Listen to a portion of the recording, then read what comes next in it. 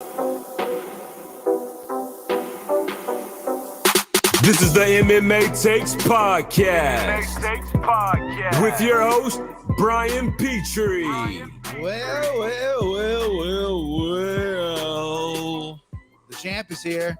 The champ is here. 2022 coming in with the champ. First pay-per-view of the year. First pick 'em with my boys. Timbo, how you feeling? You good? There's gonna be a lot of luck on this card, man. If I do take it down, there's gonna be a lot of luck. There's co-main and the main event are carrying right. But this tells me everything I need to know about how much they're paying Francis for this fight because the undercard is very weak. Co-main event, great. Weak as is not a lot of name value. We already got one comment. Let's see. Jeannie Douglas is back, baby. Hey, yo. This is my guy right here. That's awesome. So name value, it's a little weak, but I do think there's some great fights. I think they're going to turn out pretty good. I like a few spots. I love a few spots. And he went Jeannie hit 6 for 6 last event in this game last week. Wow, I went 3 for 7, Jeannie. You're doing better than me, but I shit the bed big time last week. Kristen, how you feeling about this card all the way out there in Denver, Colorado? It doesn't really feel pay-per-view-ish to me. I'm like this Della Madalena, like the Rodriguez guy's fighting. Yeah. I mean, I've been busy the last couple of days. I don't know who that guy is. Okay. I do. You're going to have to start that one out. Okay. I'm going to need to hear a breakdown of what type of fighter he is. Okay. But yeah, it's I'm excited for it. It's a pay-per-view. I watch them all, but should be good. I mean, I think it'll be enjoyable. A lot of times fighters I don't know end up being some of the favorite fights I end up watching. So right. I can tell you right now that Pete Rodriguez and Jack Della Madalena is going to be a banger. Absolutely. That's going to be one of the fights tonight, however long it lasts. There's some really good, talented fighters on this card. Again, not a lot of names, a lot of Contender Series guys. I was thinking about putting a parlay together to fade all the Contender Series guys, but then I would have contradicted one of my picks that I really like, so I couldn't do that. But that's a good spot. Contender Series guys have been really shit in the bed when they get the call up to the UFC.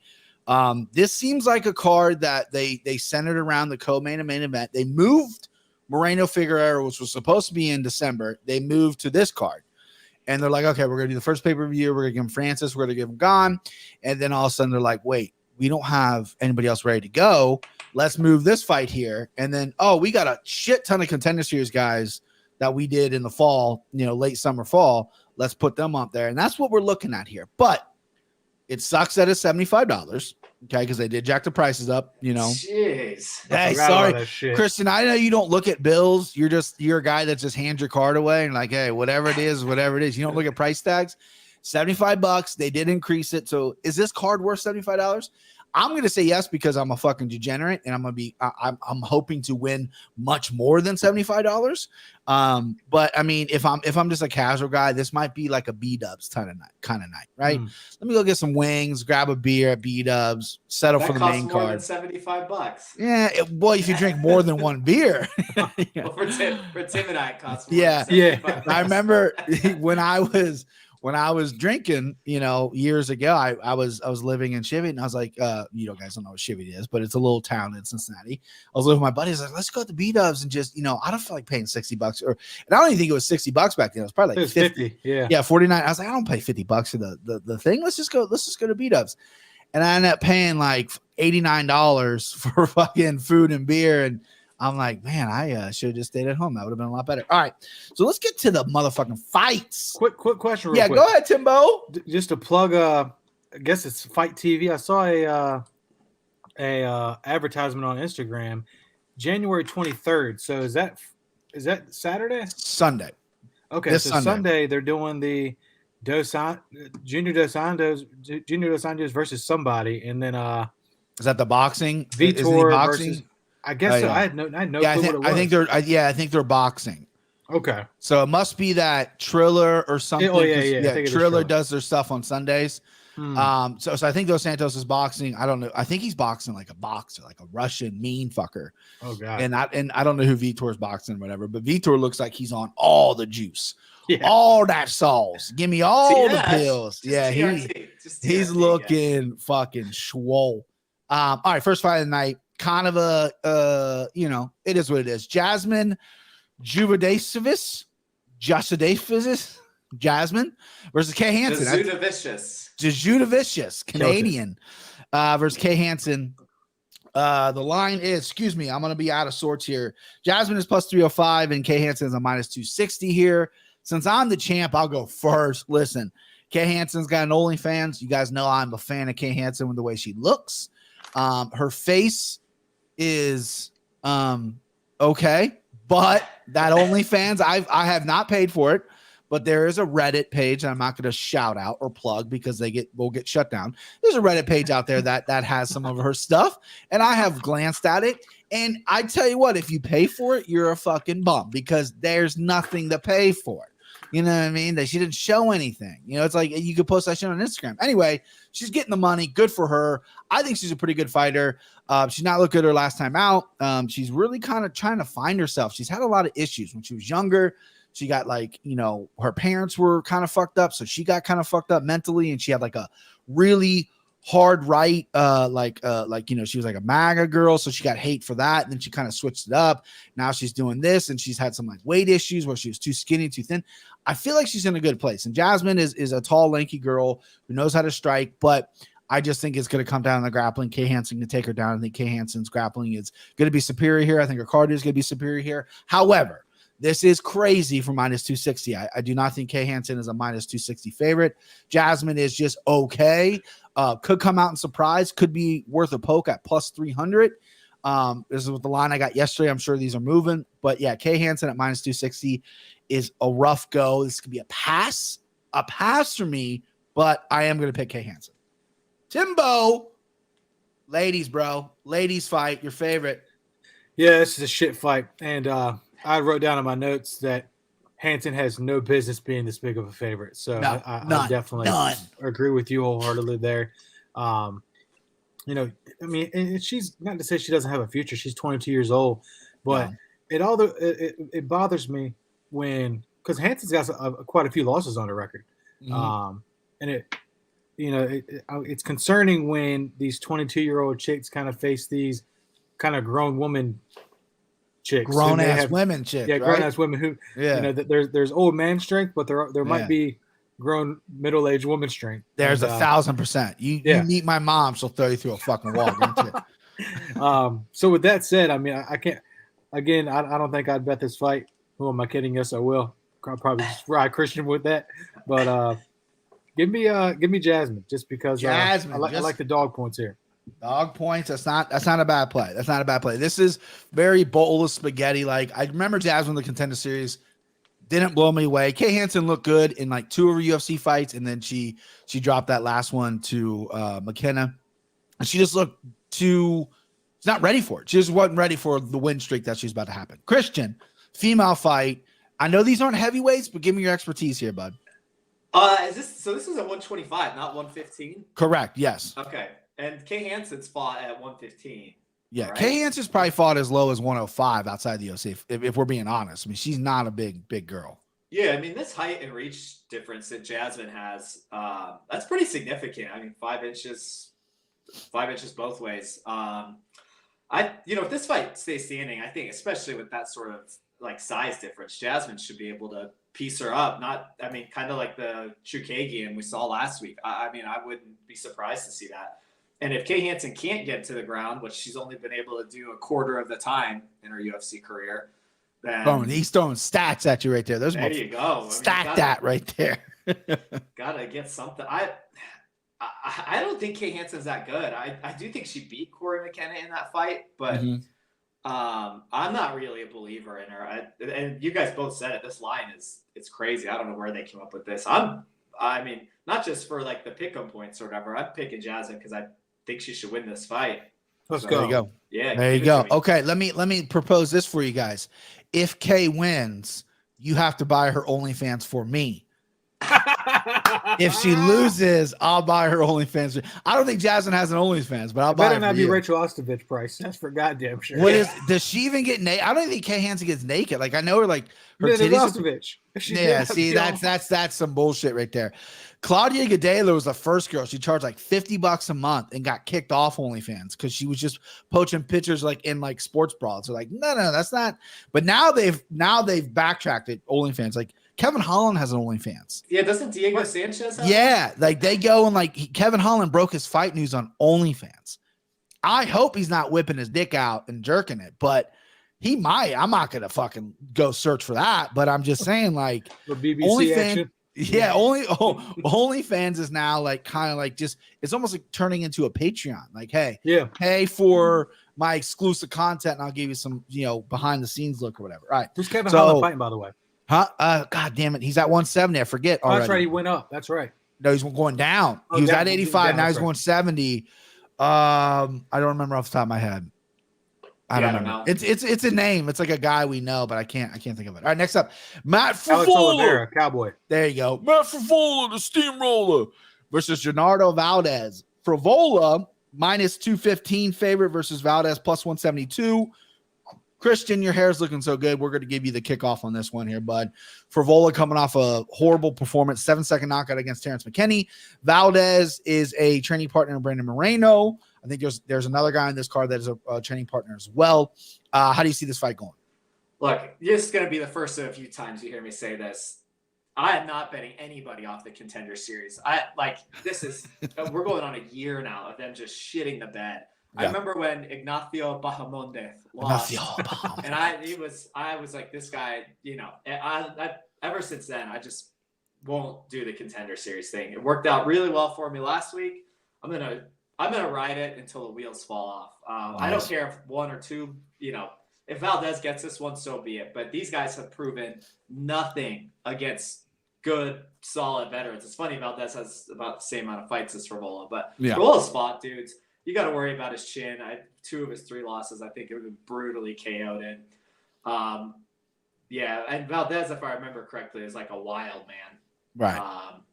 So I think if he can weather that, Favola is much more well-rounded, and he's been there. And these Contender Series guys stink. They stink. Nailed it. That's the reason why they weren't in the UFC. Especially these guys that couldn't even get into COVID. This guy stinks. I had to hit you with it. I agree with you. I agree with all the points you made. You're taking Favola? Steamroller. The steamroller Favola. Oh, bro. Isn't it so funny? I know he's from like Long Island, but he lives in Tampa. But it's just like that's the most like fun name to say. So you're taking the steamroller. Timbo, how do you like this fight here, bud? I'm actually going to switch up the style real quick and offer you guys a prize. If you can name, what candy is this? Good and plenty. Good and plenty. Yeah. All right, are you $5 in the cash yet? I had that too. Christian got it before me. My mom, back in the Blockbuster days, she would gobble those things up, man. Good and plenties. Those are nasty. First time. Yeah, those are not good. I didn't do it. Like they came as like a gift basically. So I was like, okay, try it. You're gonna eat licorice? It. Yeah. Oh, they are black licorice. Is it all black, or there's not red and black? It's just black. I think they're just colors. I think they're just a black licorice. Ooh. Yeah, it is. Man. Yeah, so takes me back to my Jaeger days. Yeah, really. Jaeger bomb. Oh God, I can't even smell Jaeger. All right, go ahead, Tim. I'll break this. With that down. Said, I'm off of what Christian said, man. Like Favola's been there. It is hard to trust these Contender Setter guys. Valdez is undefeated, if I'm not mistaken. Yep. All of his wins are by finish. Mm-hmm. So how many times have we said that about these guys that come on the Contender Series? Oh, they're so good. They look so great in the regional circuit. And they come in against a vet, like not even necessarily a vet, but the steamroller Favola. But Favola's got some decent wins. Like Jalen Turner, I'm pretty high on him. He's looked good as past. I was there. He beat him in Atlanta. I saw that. I had Jalen in my parlay. I was very confident in that one. I was very upset. No shit. Yeah. Yeah, over got to win over fucking piece of shit Luis Pena. Very close fight. He's a very talented fighter. Fuck him for his personal life, but still. So What's the line on this? Did we put a line up? Minus 215 for Favola, and then plus 172 for Valdez. Ooh. That's tough. I didn't know it was that wide. That's pretty. Yeah, so they're juicing Favola. He's working here. Yeah, I immediately think of like when fucking Gerald Mearskart got fucking blitzed by our boy. I can't fucking Hosma. Yeah. And then came back in his next couple performances just looked fucking fantastic. I don't think Favola has that in him though. And I know these Contender Series guys got a lot to prove, but undefeated, finished all your fights. In the last time I've seen Favola, it was god awful. Give me Valdez. Give me the Rook. Woo, Timbo taking the Valdez. This fight was kind of easy for me to break down. Valdez didn't look great in the Contender Series. Got in a rock'em sock'em robot against Patrick White, a fight that he possibly could have lost. Came back in the second round, showed some heart. He's from Mexico. He's from Tijuana. Mexican fighters are just always it's in their DNA to be just fucking badasses, tough as shit. Favola coming off a horrible loss, but Terrence McKinney is the real deal. That dude fucking cracks. I don't get so worked up when a guy loses within like 8 seconds because he got caught. He got caught before he even knew what the fuck happened. It's the fights where guys go to like the third or fourth round, kind of like a Dominic Reyes gets knocked out by Yuri. Those are the scary ones to me because that guy had taken some big shots and then he's dead. Valdez mostly though likes to do his work on the ground. He's scrappy. He likes to grapple. That's his base. Has a lot of wins by submission. His stand-up's okay. It's sloppy. He is wild. I think Favola though, if you look at every fight that he has that he's very close, he is a really good wrestler, really good grappler. That's where this fight's going to take place. I'm sure we're going to see incredible scrambles. I'm going with steamroller Favola. I don't think I'm going to touch the money line at all. I think I'm going to bet this to go to decision. I think this will be a decision. I think it'll be a close fight, grappling fest, and it'll be a lot of switches, a lot of exchanges, a lot of momentum swings. And Valdez has obviously been training with the champ Moreno in Vegas, so hopefully he's in shape. And Favola got fucking embarrassed his last time out, so he's looking to right the ship. So give me Favola. And I'm going to pick Favola. I'm not going to play the money line, but I do like it by decision. All right, next up, Vanessa Diamopoulos versus Savannah Gomez Juarez. This fight got rebooked. Who fucking cares? I think both these girls stink. Give me Vanessa at minus 150. She's 150. Gomez is plus 122. Give me Vanessa. I'm not even gonna break this fight down. I think this fight stinks. Jump on it. Jump. Who wants it? Who wants to take the bone? Up, Tim, you're muted. Mute it, Timbo. I rock with Vanessa as well. She's a former LFA champ. She's obviously got some she's fought some form of competition to be there. Sure. Savannah, I literally put my notes. I don't know much about her other than she got armbarred by Lupita first round. So yeah, give me Vanessa. And to be honest, like just on paper, like you think Vanessa would be a much bigger favorite than what she is, but who knows? Who knows? Christian, you got any more insight on that? I look at this fight kind of like I do the first one. I mean, Vanessa's got a less than 60-inch reach, which is just crazy. It's 4 foot something reach. I mean, that's got to be the least in the UFC. I think it's going to happen the same way. I don't think that Vanessa can get her down. I think we're going to see just another Chukagian style piecing up. And if you're going to give me dog money on something like this, yeah, give it to me. You like that dog money, dude. Both lost to Loopy. Ever since I made that joke about your dad being Dog the Bounty Hunter, I went back and because your phones listen to you or whatever, so it probably had like a recommended video on YouTube of like Dog the Bounty Hunter. Oh man, that dude, because I used to watch that show religiously back in it came out in high school for me, and fuck man, that guy's just something else. I love it, dude. I love it. So you're taking Gomez Suarez. Listen, I mean, it's a female fight. Dog money is great money when it comes to a female fight. I just don't like the fight. I just don't like the stylistic matchup. I think both these girls probably aren't ready for the UFC. Shouldn't be in the UFC. I know 115 is that division in the UFC right now. Some of the best women fighters in the world fight at 115. And Gomez Juarez came up in short notice, got armbarred quickly. That's why she's here. Vanessa, former champion, she's done well outside the UFC, but again, I'm just not too psyched about this fight. I just want to move along. All right, next up, Tony Gravely. Tony Gravely. He is a minus 250. He's fighting Salman Oliveira, who is a plus 198. Christian, do you like the juice here? Huh? You like Tony Gravely, or do you like Salman Oliveira? Well, I've said it was going to be the first of many times I say it. Gravely hurt me bad. He was my mortal lock in whatever his last fight was. See, he against Nate Maness. He broke Nate Maness's jaw and then got knocked out in the second round. Was dominating the first round, destroyed him. Could have been a 10-6. And Kentucky Nate Maness, man, just dug deep. Yeah. Dug deep, boy. All right, Dan. Gravely's style, I think it's just like, it's such a winning style. Like everything he does, like, different ways to win. I mean, he can control so well on the ground.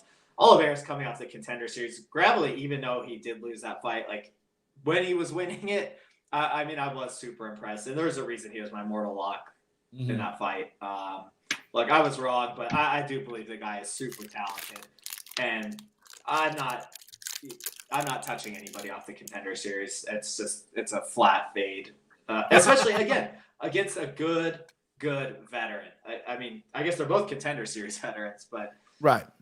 Pre-COVID ones, I trust a lot more than the COVID ones. Exactly. And this is like, you also got to, this is the way I look at a Contender Series. It's like the NFL draft. Tony Gravely's first or second round Contender Series. Now we're starting to get to the 6th or 7th round where these, you know what I mean? We got to reset the whole fucking thing before we start getting real talent again. That's a really good way to put it. I hadn't really thought of a good comparison like that, but that's how I feel. We got a first round blue chip prospect going up against, a guy out of a directional school and Kentucky. Yeah, down there in Eastern Kentucky, Dry County. Yep. Yeah. So give me. I believe in Gravely. I like him. So it's a good pick. This almost, we haven't done our locks yet, but this, I'm going to, spoiler, this is going to be a guy that's in the contention for my locks. I like Gravely left. The only thing I don't like about him is sometimes his fight IQ is a little much. He's very intense, dude. His wrestling's good. His power's good. Sometimes he gets just a little ahead of himself. I think his cardio is pretty good. His grappling good. Salman Oliveira is a submission guy. Wants to get to the ground, likes to be off his back, likes to be on top, has a lot of wins by choke. I think Gravely knows that. Gravely's not going to get taken down. And I think Gravely is going to be the harder hitter. I think he just has to be smart. And that's what scares me betting 250, making my mortal lock since I lost last week. I'm trying to be super careful with it. But I like Tony Gravely big in this spot here. I think he's a really good fighter. That this is a good bounce back fight for him as well. He's also fought. Look at his record. He's fought some fucking dudes out there too. He's got some good wins, and he's 21-7, which isn't the best record in the world, but he's been fighting for a long time. High level competition. So give me Gravely. I like him in this spot as well. Timbo, who do you like, babe? Literally, don't even need to say anything. Christian fucking made every point that I wanted to make, and then you made the ones that I thought of after that. So yeah, give me Gravely too. And he did fuck us. I remember. I think we all took him in that fight against Maness. And I had Nate. Oh, no shit. I had Nate. Yeah. I didn't bet him. I didn't win any money on him. It was just a pick. I had Nate in that fight though. Yeah. Yeah. It just to piggyback on what you said, just fight smart, dude. You got all the weapons to do it. Just don't get your neck taken. Cause that's the only way we get fucked. Dominating dominating. And then all of a sudden shoots for a takedown he probably doesn't need or whatever, just cause that's his base. Gets a guillotine, because Salman's got some his record's shit. He hasn't fought anybody, right? He looked okay in the Contender Series. He's coming from Brazil. Those Brazilian records are crazy padded, but he does have some submission skills. He obviously can produce that. But yeah, I think we're all our fucking minds melted at the same time. So for the listeners, for the people that are watching, Tony Gravely might be something to look at. Minus 250, you said? Minus 250. And this is a good live betting spot too, because I can't live bet right now, but let's say you're watching Tony Gravely and all of a sudden he's dominating like he did. And the Nate Maness fight might be a bad example because that kind of came out of nowhere. Nate caught him. But say Gravely starts slowing down and all of a sudden Salman is getting better. Salman's going to probably lose the first round pretty big. He's going to be losing a fight. So that might be a good hedge out.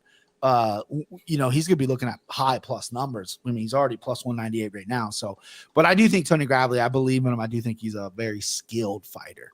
What do you think about that? Yes. We're all in agreement? Look at that. We're all in agreement. Yes. Next up, Jack Della Maddalena versus Pete Rodriguez. Jack Della Maddalena is minus 290. Pete Rodriguez is a plus 225. Christian mentioned at the top of the show he doesn't know either of these guys that well, so I'm going to kick it off. I love Jack Della Maddalena. I thought he looked fantastic in the Contender Series. This is a guy from the Contender Series that I was actually really hyped on. Kind of came out of nowhere. He represents Australia and New Zealand. I can't really find too much information. I follow him on Instagram. He's in Vegas a lot. He's not with the big camps out in New Zealand, the big camps out in Australia. I'm sure they've cross-trained before, but he's not like a staple of city kickboxing, or he's not with Alexander Volkanovski's coach or whatever. But he's a really good boxer. He's got slick head movement. He got slick boxing. He's almost like he does have power, but he's really like, I don't want to compare everyone to the Diaz brothers, but he's very like slick and he just touches you. You know what I mean? He's not like loading up and headhunting or pot shotting. He's in your face and he's slipping his stuff. And he fought Angelusa, who's, I believe, coming out of the Black Zillions camp on the Contender Series. And a lot of people thought that guy was going to walk through Jack Della Maddalena, and he did it. Enter Pete Rodriguez. I didn't know who this guy was when they signed this fight, because Jack Della Maddalena was supposed to fight. Let me find it here. He was supposed to fight Worley Alvarez, which UFC vet, right? And Pete Rodriguez had to take a short notice. 4-0, all 4 wins by finishes. The guys he fought are absolute bums, though. He does have good power. I've seen all 4 of his fights. He does have good power. He does have good boxing, but he has good boxing against guys who aren't good, right? So what does that tell me? It tells me that he has power. I think he's going to be a little undersized at 170 as well. He's kind of a short, stouter, thicker dude. He's got big legs. That's where a lot of his power comes from. I think Della Maddalena is just going to walk him down. I think this is going to be a fun fight as long as it lasts. To see Pete gassing. He's never really been tested in his MMA career. He's 4-0. 4-0 guys, unless you're lighting the world on fire, beating UFC vets on all 4 of your fights, you probably should be in the UFC. But this is just a call up because they know, hey, we need to get these guys fights. This guy probably flew in from Australia, New Zealand, was like, I'm not going home unless I get a fucking fight. That's expensive. For sure. So they're giving Pete Rodriguez, and this could be a fun fight. But I'm all over Jack Della Maddalena here. Minus 290. I would bet him at minus 690. That's how confident I am in him. So give me Jack Della Maddalena. I like saying his name too. I keep saying it. So Timbo, who do you like in this fight? I'd be remiss if I fucking dare go Pete Rodriguez after that breakdown. Do it, dude. I'm wrong all the time. I can't do it. I didn't know shit about either of these guys. The only thing that I really looked at was this guy Pete Rodriguez was fighting in Icon, whatever the fuck that is, and he had all finishes there, let me be undefeated. And Jack Della Maddalena. Didn't Chris Curtis fight in Icon? Yeah, it's a Mexican organization. Yeah. Oh, no shit. It used because there used to be one in Hawaii, and I was like, dude, are they revamping the Hawaii one? Because Hawaii's been like, they banned MMA. They're not legal in MMA, so they don't put on fights anymore. And I'm like, because Rich Franklin used to fight on Robbie Lawler, all those guys used to fight down there. Shit. Yeah, it's the one in Mexico now. It's IKON as opposed to how we spell Icon. Okay. Well, shit. Yeah. Well, yeah, but then you go. So Jack Della Maddalena, fucking. That's Italian. Sounds Italian. It is nice. You guys are missing half. It's Della Maddalena. Let me tell you something, Christian. Your last name's Costello and you're not Italian. Okay. That is still breaking my brain here. Yeah. No. So, but yeah, so take away his decision win. I'm assuming it was a dominant win on the Contender Series, but prior to that, he was fucking smoking everybody he came in contact with. So, he's like the second ranked Australian fighter I saw, or second ranked welterweight in New Zealand and Australia. So yeah, obviously you're fucking huge on him, and probably for good reason. So yeah, give me him as well. What's the line on that? My bad. He's minus 290 right now. I'm sure he's gonna balloon up. Pete Rodriguez is a plus 225. Yeah, he already blew up. It's like minus 350 now. Yeah, that's I figured it was. It's only gonna go up once people hear this breakdown from me. I mean, Jesus, guys, I'm moving lines over here. The one thing I love about Della Maddalena. Am I saying that right, Kristen? Correct me again. What is it? Della Maddalena. Della Maddalena. Della Maddalena. Jack. Thing I'm missing out the love about Jack is when he's in, because he fought Angelusa or Angelusa, however you say it, and that dude's a fucking killer. That dude can bang, right? That dude's a prospect, and he was in the fire, and he wouldn't take a step back. And it's kind of like Calvin Kattar. Calvin Kattar took a lot of shots against Giga, but he just it's like a Max Holloway. You just kind of take it and you settle down. You don't get all worked up. That's confidence. And I know Jackie's 10-2. I don't want to get too high on him. I want to fucking crown him right now, but this is a really good spot for him. Christian, you're gonna get a dog. Tell me dog, babe. Yeah, well, no. I just spent a little time like wiki capping this, like kind of in the earlier fights because I didn't spend. But Pete Rodriguez has got as many minutes as he does fights. He's fought for like 4.5 minutes all these. So obviously he's crushing cans, but that means he's dangerous coming out. So I'm gonna bet this fight to end round 1 or under 1.5. That's a good bet. Yeah. I mean, I'm gonna parlay that. That's because I mean either this guy's gonna gas like in the early second round, or he's might knock Jack out in the first round. But this thing, fight ends round 1 and under 1.5, like because those are bettable odds. So give me that and give me your boy Jack. I like that bet. I think it's gonna be Pete's only chance of victory, and I think he knows that, is to come out fucking guns ablazing, and he can do that. He does have power. The fights I've seen him fight, the guys he fought are so bad though. Like they're bad. Like the guys are throwing with their feet square, playing it, just throwing arm punches, and he's slipping and countering, and then he's got a big right hand. But it's a different level now. But he does have the one thing you can't take away from him is his boxing might not look great or might look great against bad guys, but he's got power. You can't take that away from him. The guy can crack. So it should be fun. I like that bet that for it to end early. We got Neil, the security. Hey, what's up, guys? You hired security? Yeah, I hired security. He's here, Russian baby. bots out? Yeah, any Russian bot shows up, you're fucking gone. Hit the bricks.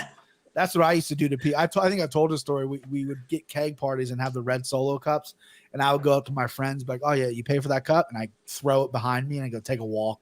Hit the bricks. Like we had a huge house, and we'll be cleaning up the other night. They're like, "Who spilled all the beer all over the floor?" And I was like, "Yeah, that might be me," because I was doing a bit where I was throwing people's beers behind me. But yeah, I hired security. And this is my guy, Neil Security. All right, so next up we got Michael Morales or Moraes. Is it Morales? Morales, 12-0, another Contender Series guy. He is a -142. He is fighting Trevin Giles or Giles, however you want to say it, +116. Giles, I think it's Giles. Giles coming down to 170 for the first time after 185. So if you guys remember this, like a year ago, he's supposed to fight Kevin Holland, had a heart, like passed out, had a heart scare. And then fought at 85 a couple more times, right? Made the walk, and I think he went 1-1 or whatever. He looked okay. Now he's cutting down to 170. So we're kind of all over the place with Trevin Giles. I do think he has a skilled fighter, but Timbo, you lead the charge here. Michael Morales is another, I believe, a training partner of the champ Brandon Moreno.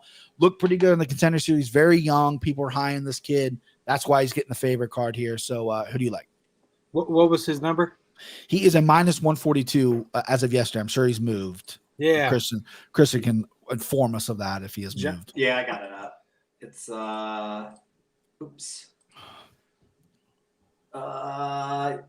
like -140 +115. Okay, yeah. So he's not moving too much, which is good, which is smart, I think. Yeah, -125. That's a good call. Wow, that feels fucking loud as shit in my ear. That's a good call on Giles moving down though. I wasn't aware of that. Yeah, I mean, so is he still like a full-time cop, or is he? Yeah, I was trying to figure that out myself. I mean, his Instagram is usually just painted with just his training and stuff. So I don't really know. I mean, he's not a small guy. This is, I mean, 6 foot. He didn't care. I mean, he's not huge for 185. So this is a good move. He's 29. He's young enough to do it. So I'm always scared with guys moving down weight. So this gives me a lot of pause. Yeah, likewise. And but I was going to pick Morales before I even knew that, but now just knowing that as well, it's just like, and Giles is a good fighter, man. Like there's no shame in getting fucking starched by Duplessis. There's no shame in getting fucking submitted by Gerald Meerschaert. Right. Zach Cummings' loss is a little concerning. He's dominating too. He just got caught by a guillotine. Yeah, and that's going to happen. But this Morales kid, granted he's coming off the Contender Series, but he looked to be no fucking joke outside of his career prior to the Contender Series, and went to a Contender Series, beat a Russian, beat a fucking. Doesn't happen often. Doesn't happen often. Yeah. Kid's very young. I like him. I think UFC might be setting him up here. I don't really think they're big on Giles. Just one, because he's a health hazard at this point. Right. They're worried about that fucking heart. Yeah. Yeah. And with him going down in weight, I don't like that. So give me Morales. Nice pick there. I do like Giles though. I've bet him a couple times. I know when he beat the Russian Dolizes. Roman Dolitze. That was a good win. He's banging Cheyenne Bays. Dolitze, that Georgian, getting that fucking dicking her down, man. She left her husband for that guy. What a son. Oh, that situation. Okay. Yeah. She left JP for him, man. JP's little 125er. Dolitze's a big, hairy fucking 85er. And I looked him up because I think Bays is hot. I'm like, Roman, I mean, I've only seen him in the hairy ass in the cage, right? I looked him up. Dude's got some style. He like dresses and like, he's hairy, but he's I can see it. And I can see it. Good for her. JP Bays a little worm. You know, she upgraded. Good breakdown, Timbo. I like that pick. Christian, what do you got here, babe? Trevin Giles never looked big at 185 anyways. I don't he looks more like a 170er. Obviously we'll see on Friday how he looks. That'll be give us a better idea.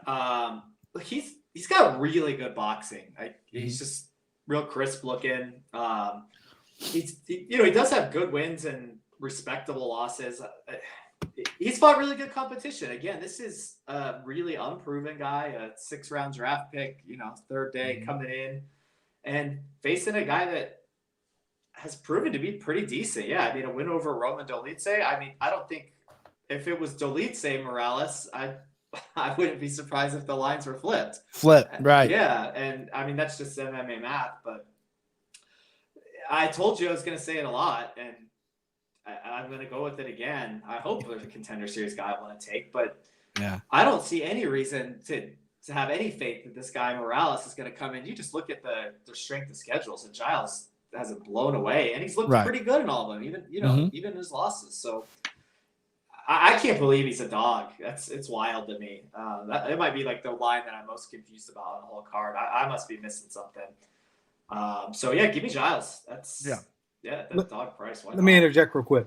Go ahead. So with the 6-round pick, I agree with that as well, except for these really young guys. Like when you're 22, he wouldn't have been on it back when they first came on. Like these guys who were like 28. Back then he was 17. yeah. These guys who are 28, 29, 30 and above, it's like, okay, well, why weren't you picked before? Sure. And then you got a guy like, there goes that good and plenty. I know, dude. Sorry about that. I think it was Jamie Pickett. He was on the pitch like 3 times. He was on the contenders like 6 times. Yeah. And then get picked. Like, Josh Parisian was on a few times. Yeah. So that is something to consider. But Grant, we haven't seen him face tougher competition, but I think that is definitely something to consider. One, him being that young and getting an opportunity, it's like, okay, they definitely see something there. He's not just like let's get another fucking cannon to crush. It's I think he might be. I don't know. We'll see. It'll be a good one. Yeah, it's gonna be good. Listen, Giles he's almost like a Chael Sonnen type guy. His 3 losses, he was winning those fights until he lost, right? And you can say the thing about Chael Sonnen. You look at Chael Sonnen's record, besides maybe against John Jones, he was winning all those fights, and he just gets caught. There's a lapse of judgment, whatever. Trevin Giles has that ability. It's just the problem with him is sometimes he slows down a lot with the cardio. Maybe 170 is like getting him in the incredible cardio shape because you have to cut the weight now. If he's still a full-time cop, that worries me because obviously now you're doing like 3 things. Because before you're training and being a cop and you didn't have to worry about the weight cut. Now you're training cop, worrying about the weight cut. But his boxing's good, his wrestling's good, his grappling's good. The Roman Dolitze fight, I think Christian nailed it. If Dolitze was fighting Morales, I think Dolitze probably would be the favorite here.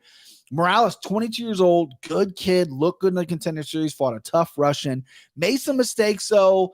And I think if Trevin Giles comes into shape, this is definitely a weigh-in type situation.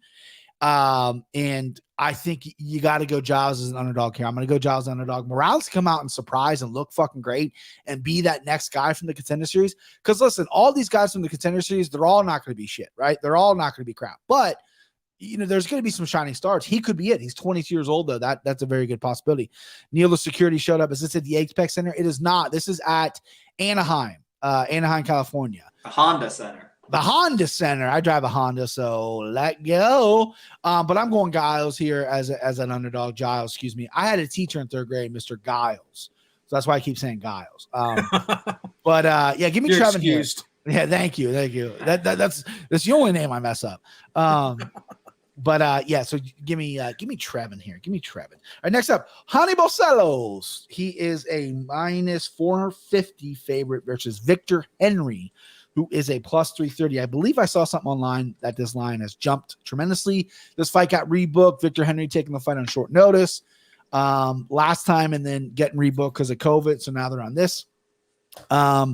I'll lead the dance here. Listen, I like Barcelos. I think he's a stud. I think he's a guy that a lot of people don't really throw into that conversation at 135. He does have a loss against a top talent. Doesn't fight enough, but he can wrestle. He can grapple. He can do it all. Like he's really, really good.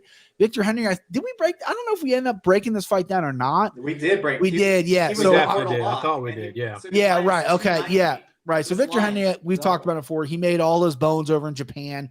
Japan's not really producing top talent right now. So, he's a scrappy guy. He's a veteran guy. I don't know if this moment's going to be too big for him or not because he's fought in large crowds in front of Japan before. But this is the UFC. This is Hani Barcelos. Give me Honey Barcelos. I like him big. He could be a home run bet for anybody. You got a bankroll. This is a parlay piece for sure. This could be anyone's mortal lock. Give me Barcelos here. Timbo, what do you think? So can we all agree that Barcelos beat Timur Valiev? It was close. It was close. I thought so as well. Yeah, it was close. I have to go back to watch it, but you know what? Since you're my guy, yeah, he fucking beat him. Fuck that. Yeah, he won. I'm pretty sure we're all on Barcelos. Was there a 10-8 that shouldn't have been a 10-8 in that fight? Some funky shit went down, Christian. Yeah. Something went right with that fight. I remember having a bad taste in my mouth after that fight, probably because I lost money. Yeah, it was a decision by majority. So some scorecard was fucked up. Let me see if I can find it here. I can't. 85% of the people had on Tapology had Barcelos winning that fight. Yeah. So, okay. Yeah, so that's you're what I right. figured. Yeah. But yeah, I mean, what's the line on this? I apologize to keep asking that. 450. Barcelos is 450. He's a big dog, and dude, he's climbing. He's climbing. That's crazy, bro. Okay. Yeah, he's climbing. I got to take Henry, dude. He's whoa, yeah, hey. Yeah. Oh, that's a fucking nuts line, dude. This guy's legit. He came from Rising. Okay. Good career there. He's beaten some fucking legit former UFC guys, current UFC guys, Kyle Phillips, Anderson Dos Santos. Like, this guy's not this is not a contender series guy that hasn't been there before. This guy's fought in a world-class organization. That is a crazy line. Give me Victor Henry here. You do realize he's fighting a guy named Honey, though, right? I mean, you don't bet against guys named Honey. that's gonna go on the next T-shirt. You don't bet against guys named Honey Barcelos. Christian, you're licking your lips. You're chomping at the bit. It just pisses me off. I don't want to interrupt you, but your little triangle thing back there, I'm like, is this guy part of the Illuminati? It's a pool thing, right? Oh, is that a pool thing? Or is that a shelf? It's just a little shelf. Shelf. Okay. It's Molly's office. So. Is she part of the Illuminati, Molly? Maybe. All right. Keep an eye on it. Yeah, well. He was my mortal lock. Like, what was it? I think it was December 18th, whatever card. Was it the last card? Did it get bumped from the last card, or was it the card before? Not last week. The last time we broke it down. No, the last card of last year. Excuse me. December 18th was the last card. Was that what he was on it? Yeah, it was on that one. Okay. Man, that seems so long ago. This fight got canceled and rebooked twice. This is the third time it's supposed to have been happening. God damn. Yeah, they really want Victor Henry to die. I just pissed off because it's like, the books now know. They know exactly how the is going to come in. So obviously, the public, the sharps, everybody was on Barcelos. And now it's like, now I got to figure out a different angle because it's going to close at minus 600. And I mean, it's barely parlayable.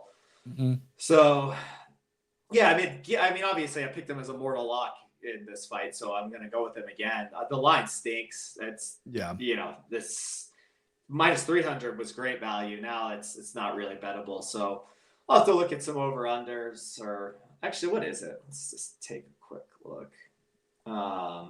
Because Henry's scrappy. Yeah. I wrote down finish just because I do think Barcelos can get him out of there, but Victor Henry has been finished 0 times in his career, so maybe a decision might be Barcelos by decision might be a nice little play there. Yeah, that's kind of what I'm thinking. So yeah. or Henry by decision. Or Yeah. hey, listen, Timbo picked Henry. Henry by decision would be a gorgeous number. Over 2.5 plus money, so that might be a good angle. That'd be a good angle. So gotta find the angles in betting. Gotta find the angles. Next up, Elerio Topora versus Charles Jourdain. Props to Jourdain for stepping up. No one wants to fight Topora. Topora showed up at the pre-fight, not pre-fight press conference, but he meets with the media on Wednesdays, and he was wearing a bright red suit, looking like a fucking killer. Topora is, absolutely insane. -550 versus Charles Jourdain, who's +390. Timbo, I believe Topora was your guy. I got next. He won for you. How do you like this fight? Sounds like he's already next. Yeah. Fucking -550. That sucks. Like, Jesus. I would love to go back and look at what he was against Ryan Hall. Well, that was yesterday. He's -630 on DraftKings. 630. He's climbing. He was an underdog in his debut. I hit plus money on him his debut against Damon Jackson. Or he might have been. Guy. He might have been like tough. He might have been like -105 or something. It was either a pick 'em or a plus, and I remember just should have put way more on him than I should because I was confident. And yeah, he was -225 against Ryan Hall.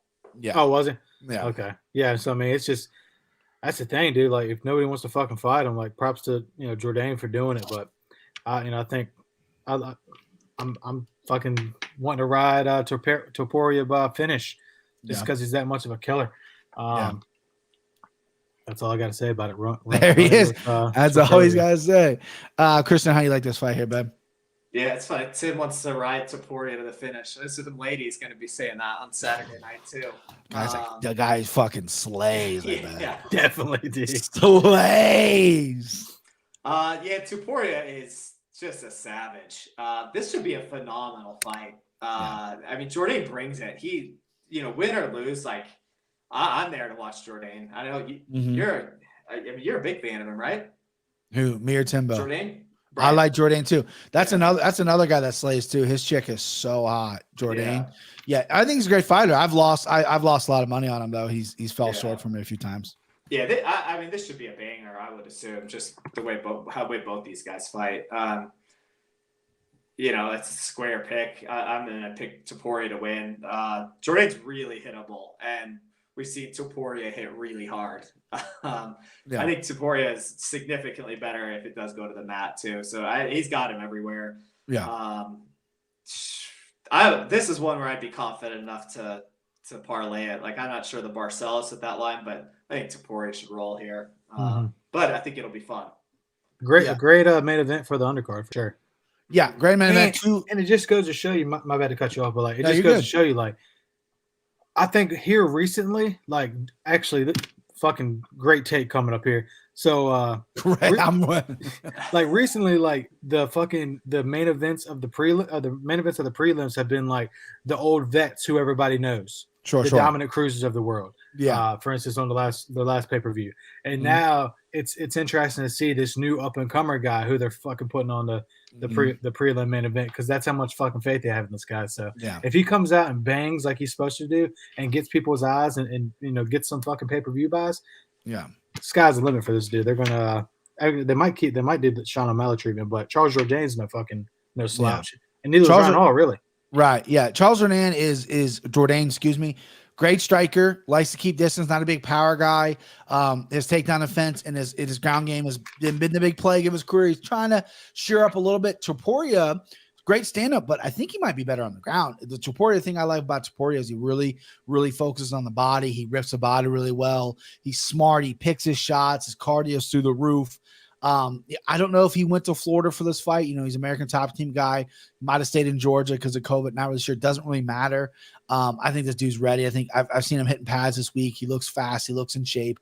Jourdain, killer for taking this fight. I love it. He could shock the world here.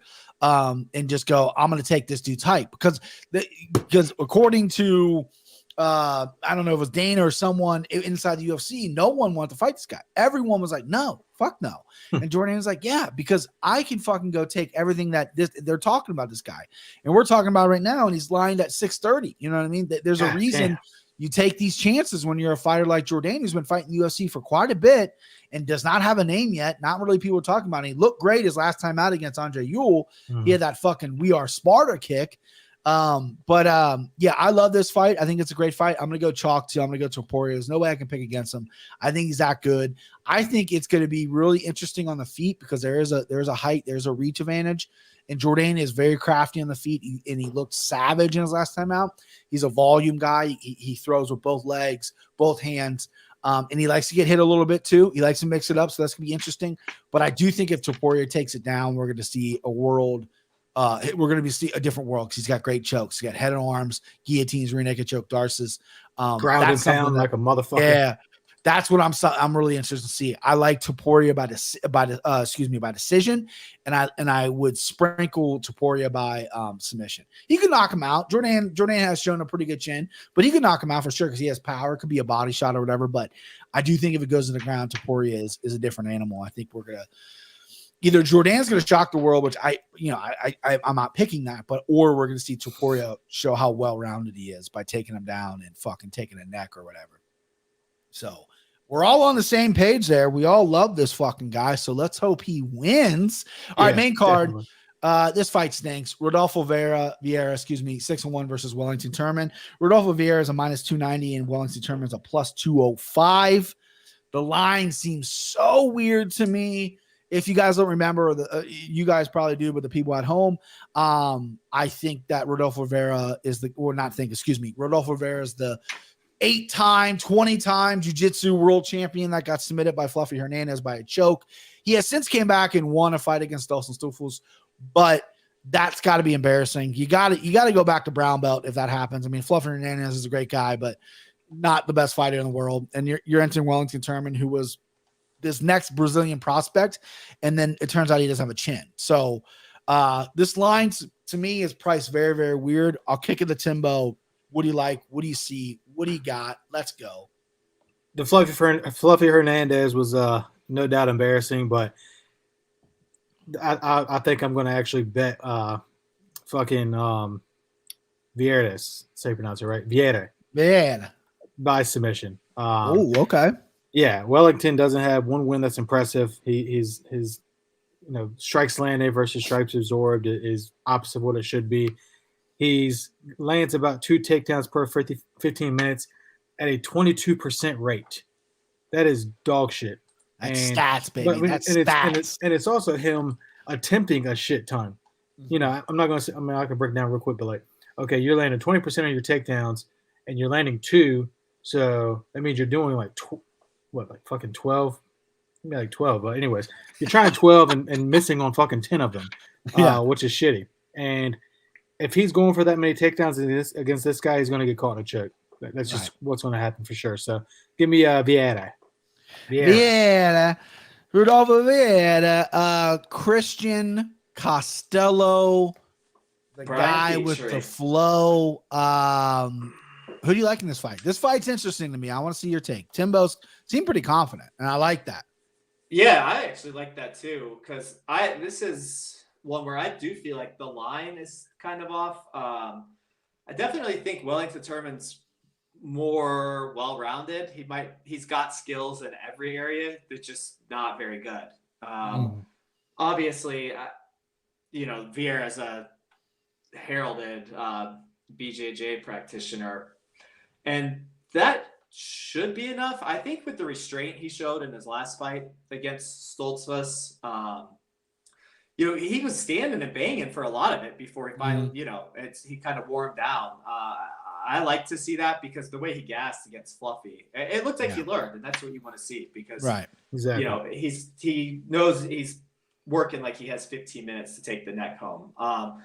The obvious worry is a guy that can gas that bad.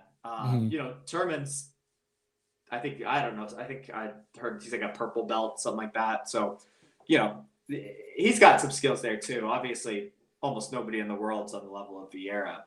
I don't love the line, but I'm confident enough that I still think I'd line it maybe closer to like -150 Vieira. I still think he's the deserving favorite. I just don't think Turman's that good. this isn't Sam Alvey. This guy's going to do, he's a lot more dangerous in those 15 minutes. So, yeah, give me Vieira here. You see Neil, the security? Yeah, Rivera took therapy lessons after submission loss. Yeah, I heard that. Is that legit? He really did? Yeah, no, I think they said it on a broadcast. He fucking went in like a depression. I mean, jiu-jitsu is his whole life. He just got choked out, right? I mean, that's crazy. I think you guys hit on really good points. I think Vieira did learn this lesson. I think when you look at the Fluffy fight, which is the fight I rewatched, I did not watch the Stolfus fight. I rewatched the Fluffy fight. And Vieira's ripped. Like, he's shredded up. He carries a lot of muscle. No matter what you do, there's not many guys that can carry that much muscle and have great cardio. It just eats away at you. That's why it's so funny to me when not people who don't know fighting will see like a bodybuilder and be like, man, I don't want to fuck with that guy. Why? You can't even throw a punch. He'll be tired in 3 seconds. This isn't a weightlifting competition. But Vieira learned from that because he was muscling a lot of his stuff. He was trying to get Fluffy out of there. Fluffy stayed calm. He realized this is MMA. This isn't jiu-jitsu. And then Vieira gassed. He slowed down the Stolfus fight as well. It was a very, very sloppy fight. Stolfus is like Wellington Turner. Wellington Turner wants to get this fight on the ground. He likes to grapple. He's a bigger guy. He's a young kid. He's strong. And I don't think that he's going to want to do that. He's going to want to play it safe with Vieira. Vieira's going to have to hunt for some takedowns in this fight. I don't think Wellington's going to want to take Vieira down. And I think that's going to be the problem. I think Vieira's going to lose the stand-up battle. And I think he's going to try to take Wellington down and maybe eventually get tired. I think Wellington Turner's not that good either. I was high on him when he first came in. I was very interested in the fact that there's this Brazilian guy named Wellington, which I think is a cool name. I really don't associate that with people from Brazil, but yeah, he's a young kid. He's 25, but he's been so inconsistent. His chin's been a problem. But you know what? If you're giving me plus 205 against a guy that got choked out by Fluffy Hernandez, I'm going to take it. I'm taking Wellington Turner. I think he can win a decision. I think Vieira can get tired again. I think this is going to be a fight where it's going to play out on the feet, and Vieira is going to maybe search for some takedowns eventually. But Vieira against the Stolfus fight looked like he had a little pop in his hands, and Turman's chin is just non-existent. So if Vieira gets a knockout, that's something maybe I would play maybe 10, $15 on Vieira by knockout, because plus 700. Yeah, because you know what I mean? Because by the submission, which I think is I think Wellington has good, decent takedown defense, and I think he's gonna keep the fight on the feet as much as he can. He knows I'm not gonna fuck with this guy. He knows. Like the ground and pound route a little. You like the ground and pound route from Vieira? Like it a bit, yeah. Okay, yeah. So by knockout, you're getting plus 700 or TKO, whatever KO TKO. That might be worth a squeeze right there, but I'm gonna pick Wellington. I don't have many dogs on this card. I didn't. No dog really jumped out at me, so I gotta take some dog shots. You know what I mean? So I gotta take one. How does he win though? What's your method of victory there? I think decision. I think he wears Vieira down, and he could finish if Vieira gasses like he did against Fluffy. Wellington could TKO him. Wellington's a big dude for 185. He's a big kid. He's 25 years old. He's young. He doesn't have the best gas tank either, but if this goes long and Vieira gasses, I mean, he's quit before, he'll quit again. But yeah, I see Wellington win by decision. If that's going to happen. There you go. Hey, I double both of them are 2 Fs. All right, next up, Cody Stayman versus Syed Nurmagomedov. Nailed that. Fuck off. Stayman plus 168, and Syed is minus 210. Christian, are you taking this? Is a tough fight. This was a tough fight for me, and then I finally was like, you know what? Let's just fucking pick it. Go ahead, Christian. Man, we got a classic grappler versus striker matchup right here. And if I told you that the grappler was a country boy named Cody Stayman fighting the striker Syed Nurmagomedov, if you weren't a pretty serious fan, so Michigan's country to you? Oh yeah, that's straight. Is Ohio country? Yeah. No, we ain't country, boy. That's what cornfields. Nah, that's Iowa, man. Ain't no fucking cornfields here. I think you're gonna see a Midwest boy named Cody Stayman wrestle Nurmagomedov to death. It's gonna be fun.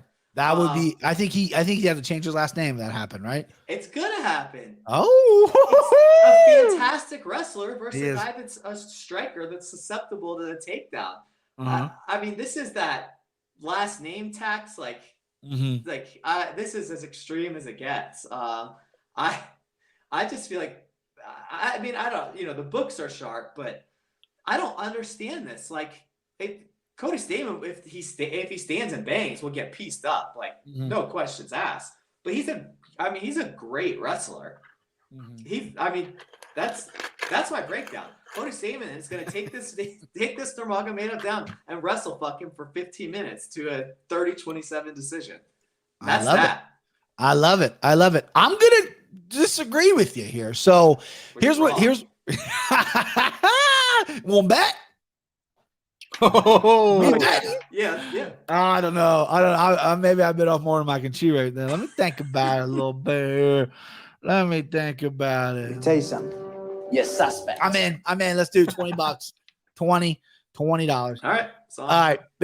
No, my breakdown was I think I texted you guys Monday about this fight being a tough fight for me to pick because, you're getting the last name, you're getting the plus money in the last name. But I went back and watched his fights, and besides the Barcelos fight, he's really clean on his feet. His wrestling is not like Khabib. I don't know, how is he related to Khabib? Is he related to him at all? Are they cousins? I don't think they're related. I don't think they're related. Right. Umar is related to Umar. Yeah. I don't think this guy. I think this guy trained with Zabib in Jersey. I think like he was the Smith of Dagestan. Right. It's a very common last name. Right. That's what I thought. I knew there was a Nurmagomedov that wasn't related to Khabib. Anyway, I think his stand-up is really slick. Cody Stayman, he's been a little inconsistent, but his wrestling is unreal. It really is.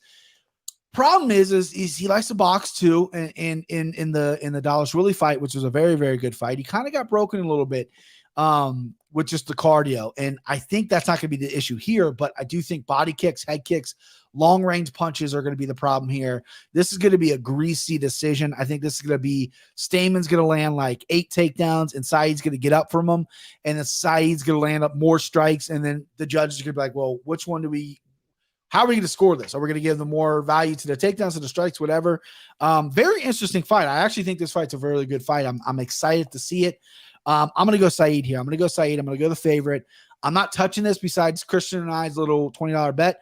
I think this fight will go to decision. I don't think anyone's finishing. That could be like a parlay piece. I'm looking to kind of parlay this card up, do multiple parlays. So that might be one of my parlay pieces for a parlay is this fight will go to decision for sure. But I like Syed. I think he's a little bit cleaner on the feet, and I think it's going to be a close decision here. And the last name might steal it for him. Timbo, what do you got, babe? There's one thing we're all in agreement on. It's definitely going to decision, and that's minus 250 right now, which is a perfect parlay. That's a perfect parlay piece, man. Perfect. I think you both fucking nailed it. I think I just go dog here just because I think it's that close. That was my initial. I was like, fuck it, dog, because Stayman's such a good wrestler. It's gonna go to a decision. I mean, when I'm glad you brought that up, Tim, because minus 250. But if it's gonna go, that's a good value, and it'll probably go up, especially after the streets hear this shit. But Nurmagomedov has got. Listening. Nurmagomedov does have a 70% takedown defense, which is something to definitely consider. But like Christian was saying, man, Staмен's like a different breed of wrestling. If he fucking does it, like I can't stand these guys who go in there. It's like, well, I need to strike first to open it up. Bro, no, you're elite. Just fucking go for it. Like throw right hand and fucking grab a leg. You know what I mean? And Cody Stayman, like if I look at a picture of Cody Stayman and I've never seen him fight, never seen his record, I look at the picture and I go, oh, that's a guy that wrestled. Bro, every fucking guy that wrestled in high school looks like Cody Stayman. My high school, they're built the exact same. They all fucking look like that. So I'm like, I knew from a minute he's a wrestler. Yeah, and he's fucking hasn't taken any fights off either. He's fighting some pretty legit dudes. Yeah, he really has. Jimmy Rivera being one of them. Like he's not fucking chopped liver. He was elite at one point. He looked good against Merab. We all know Merab's a killer, right? Merab just hasn't got that shot yet. He looked great against Marlon Moraes, but that Merab fight in the beginning, like Cody was hanging with him, but Merab is just he's the next level right now. Yeah, and Merab didn't even land that many times. I think he landed like 5 takedowns during that fight. I think a lot of it was on the feet, and then the takedowns he did land, it was kind of nullified by Stamen. Stamen worked his way back up. He just gave him up, but didn't give up any damage on the ground. Yeah, 5 takedowns throughout that fight, which is they sound like a lot for the viewers, but that's not a lot when you fight Merab when he can find Merab gets 5 takedowns in a fucking round. Yeah. So Yeah, give me Stamen here with the dog points. Only because of the dog points. So this is a pick 'em. I probably land Magomedov, but right. Dog. I think the smart money, the smart play, even though I'm contradicting my own pick, is going to be the dog money. You want to look at value. You want to look at sometimes when I look at a card, I go value over who I think is going to win. Or if it's like a 50-50 fight like this, 50-50 fight, for whatever reason, I was on Stamen earlier in the week, and now I'm like, I think it's going to be such a weird decision with Syed being very clean on the feet, and he could really piece up Stamen, and he's got the reach and everything. So I kind of lean that. But I think if you're listening, I think the dog play is a smart play here. All right, the toughest fight. Decision is definitely smartest. Decision's the play. And then if Christian's listening, which he is because he's on the podcast, Syed's going to win. So give me them 20s. Michelle Pereira versus Andre Filho. Pereira is a -310. Andre Filho is a +240. Shout out Chris Curtis. He destroyed Filho in the PFL. Body shot. That's my guy. This fight's tough for me to pick. I want to end on me. So Timbo, give me your breakdown of this fight so I can hear what you guys say before I pick. I mean, this just goes down to fight IQ. Like, we know what Michelle Pereira is fucking capable of. If he could just exert his energy and his stamina into the right fucking shit, which this is a great opportunity to do. Like, really big pay-per-view. You're pretty high up on the main card. Yeah. Fialho, is he making his UFC? I think he's making his UFC debut. Yep. On short notice as well. This was supposed to be Muslim Salikov, which was a fucking banger that's fight. right. That was crazy of a fight. Damn. Yeah. So what's the line here? Did you say the line? My bad. Yeah, excuse me. As of yesterday, Christian, if you can update me if it's moved, Pereira was -310 and Fialho was +240. That's about right. I mean, I got all my lines, these lines from FanDuel. Yeah, FanDuel's, it's about the same. -310. Yeah. Okay. Yeah, unless you're unless you've been doing some real digging, like this guy Fialho, he's been knocking out bums like James Vick in minor league organizations. I knew you were gonna throw James Vick. You got to, dude. Like, that's not impressive to me. Like, I'm sorry. Shout out to fucking the Texecutioner. Texecutioner. Only thing good about him is his fucking middle name, but or his nickname. But yeah, so give me Michelle Pereira. Like, I think I'll look at it while you boys are breaking it down, but I'll probably like the decision here just because for some reason he doesn't seem to finish people when I think he could. But which also might be his downfall because we've seen him gas against the fucking puny white boy he fought. I can't remember his name. Tristan Connolly. Yeah. Michelle Pereira is like the biggest 170 there is. And Tristan Connolly fights at like 155, 145. He's got fucking out wrestled because he did 20 backflips getting into the goddamn cage. And then he did another 10 backflips during the fight. Like, bro, come on. No wonder you're tired, you fuck. This was in Capoeira. So if he exerts the energy the right way, I think it's an easy win. So yeah, give me Pereira. I'm gonna look up that decision. Christian, who we got here? So we discussed this one a little bit, and I was like, maybe Fialho could get the third round, but he's a gasser too. So he's less skilled. I mean, he might not. I mean, definitely can't hang in breakdancing. That's for sure. Yeah, no one can. As long as Pereira can, do only one backflip and maybe just like one breakdancing move before the fight instead of like the entire way out. His entire walkout. He should be fine. He's really good and he has calmed down a little bit. He's legit never actually. I mean, well, I guess he did lose that fight to Connolly, but he was winning. The Diego fight's bullshit. You're right. Yeah. Oh, that was the DQ. Yeah. Diego was like. It's like if I say I can't continue, will he get disqualified? Yeah. Like, will I win? Yeah. I can't continue. You fucking idiot. You're on TV, Diego. You fucking God, that guy.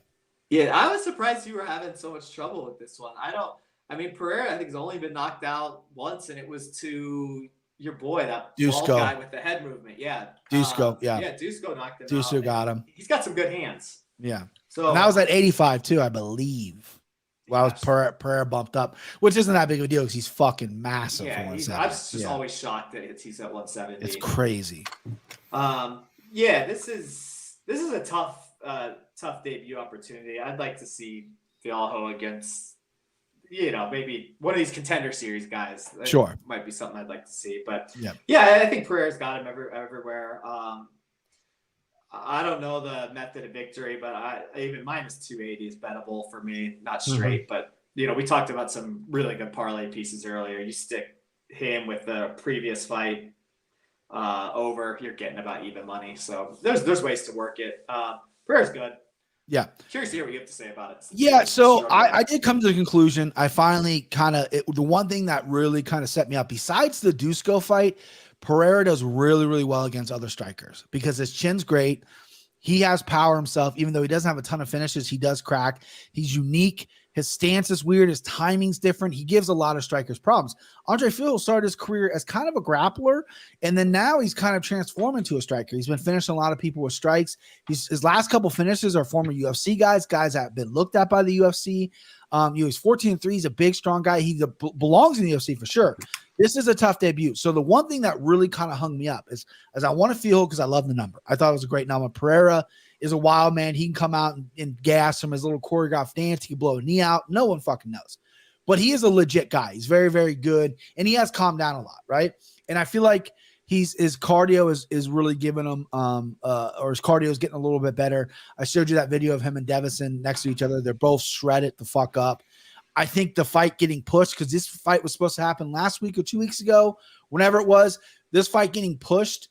It was supposed to happen last week with Muslim, and then they pushed for this weekend. I think it's only a good thing for Pereira and Fihol, who were taking on short notice. But the one thing that I got hung up on was I wanted Fihol from the number, but Pereira has looked so good against strikers, and Fihol has proven to be a pretty good striker as of late. And his cardio isn't that great. And he's taking on a wild man in his debut. So I'm going to take Pereira as well. I'm not super confident in the pick. I don't know if I'm going to play this in any kind of parlay. It's a little too high to maybe do straight up. This could be a really good live betting thing too, because if Pereira comes out and he does 10 flips, you're like, oh, he's the fuck hammer Fihol then, because this guy he won't stop fucking flipping. But yeah, I like Pereira. I came to the conclusion that, listen, Pereira is really good against fellow strikers. He took down Nico Price, which was a good fight, who likes to bang up. And yeah, so give me Pereira. Chaos Williams too. He looked real. Chaos Williams. Dude, Chaos Williams hits like a ton of bricks, and Pereira took shots. I mean, he didn't get wobbed. I mean, I'm sure he got buzzed, but he didn't get like fucking put down or nothing. He took big shots. All right, co-main event, Brandon Moreno versus Devison Figueiredo. Moreno is a minus 188 favorite. Figueiredo is a plus 152. Christian, tell me what you like in the co-main event here. The 125ers, 3 trilogy fight, draw. They're probably going to fight 4 times. Had a draw.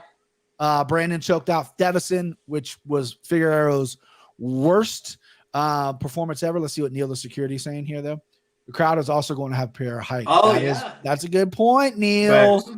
Neil, the security, bringing facts. Yeah, he is. Yeah, that's true. But that could also be a downfall. He could hear the crowd fucking, yeah, I'm in LA. I want to be on Dancing with the Stars, and 20 flips. He's done.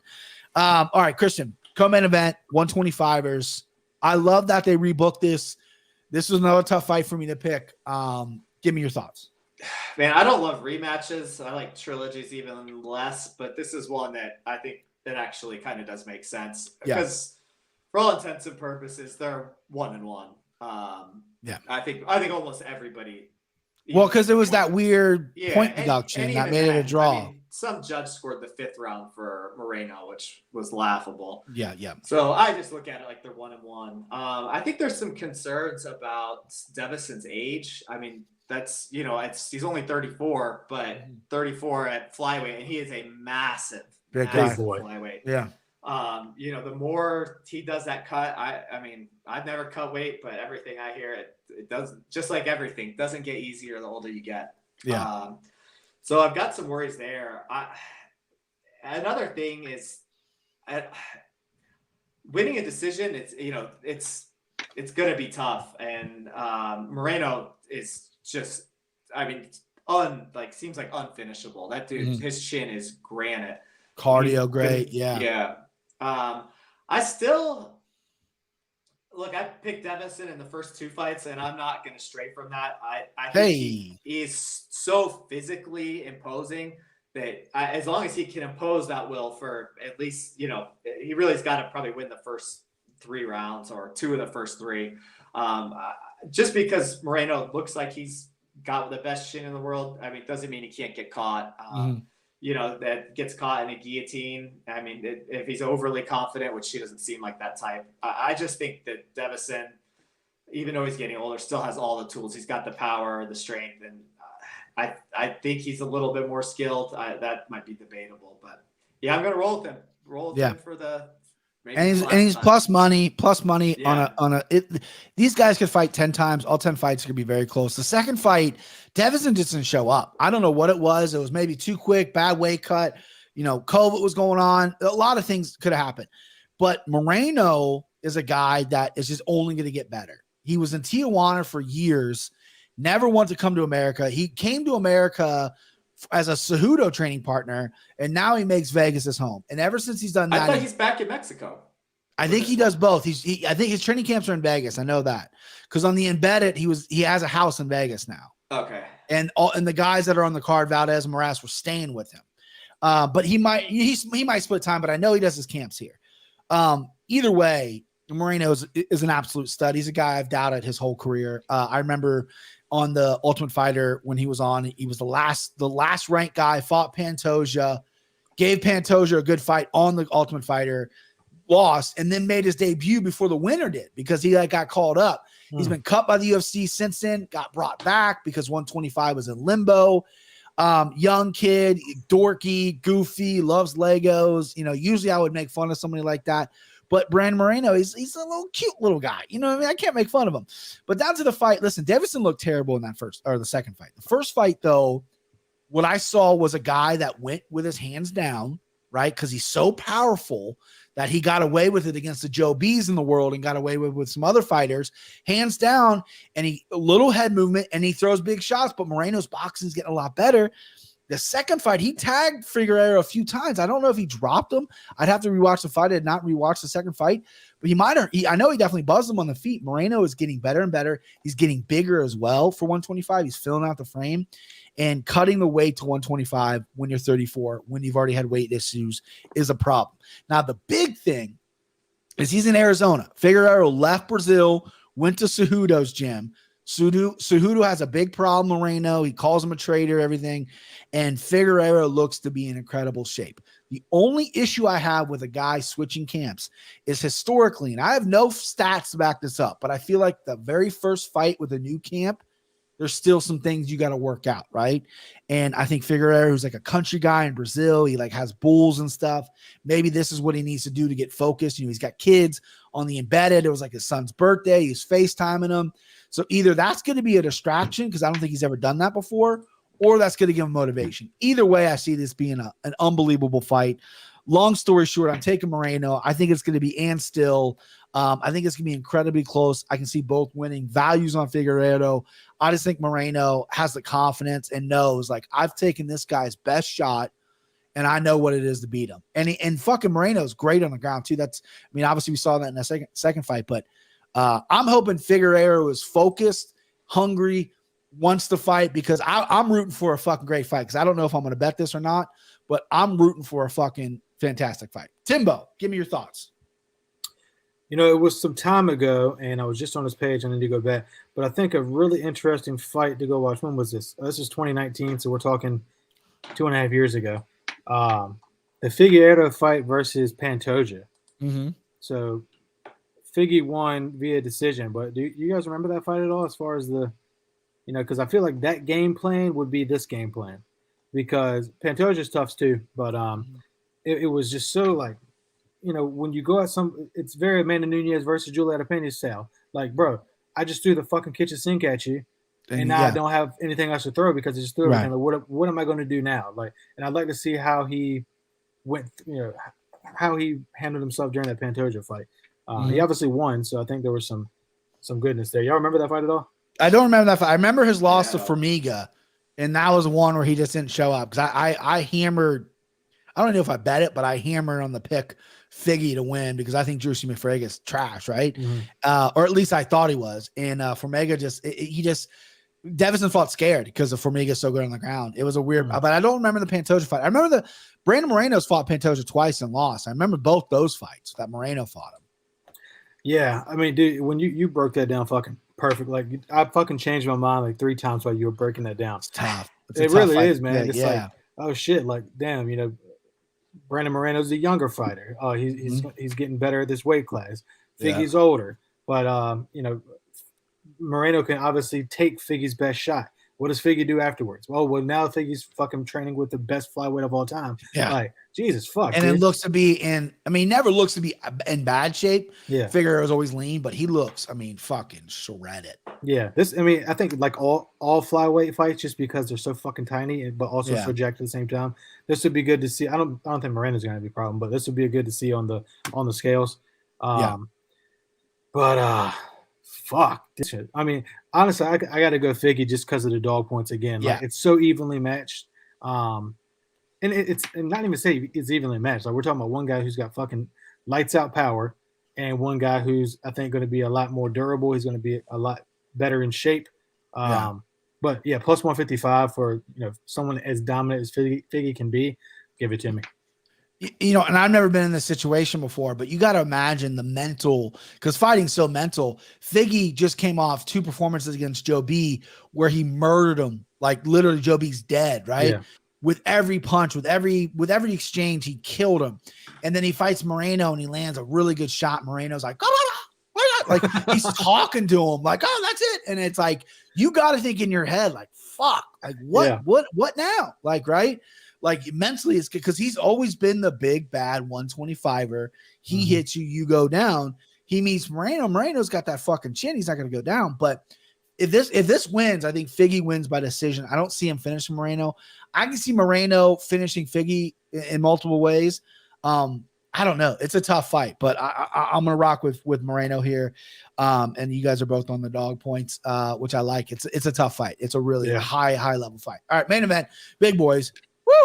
Woo, woo, woo, woo. Francis Ngannou, Frankie Murder, plus 118 versus Cyril Gane, minus 144. Has that line moved? I've been surprised by that line. Has it moved, Christian? What did you have it as? It's about minus 150 gone now. Okay. It's just picked up steam. It was sitting almost at pick 'em until around Christmas time. And correct. Right. It was steamed. Right, very even, and then the more people that show up, California, never mind, they don't have legalized betting, but yeah, Francis Ngannou plus 118, Cyril Gane minus 144 to 150 is what Christian said. Who wants it? I'll go first if you guys don't want to take it, but does anybody have a real strong? They want to go first. If not, I'll take it. I'll break it down, baby. All right, I'll run. Hold on, let me run this because I'm gonna be short and sweet. Run it. That Cyril Gane technical bullshit don't work against this guy. That shit don't work, bro. He ain't gonna give you the chance to be fast and do head movement. It's gonna be, I'm coming to fucking take your head off. And even if you do hit me, I'm walking through it like you did Stipe. Right. Like Stipe caught him with the fucking heavy fucking I think it was a left hook. And well, it was Stipe's best punch. It was a pullback right hand. Yeah, same thing he hit Brazilian boy with. Literally turned Francis's head. So that's why Stipe rushed in like, oh, I got him. And then fucking left hook and Stipe fucking dead.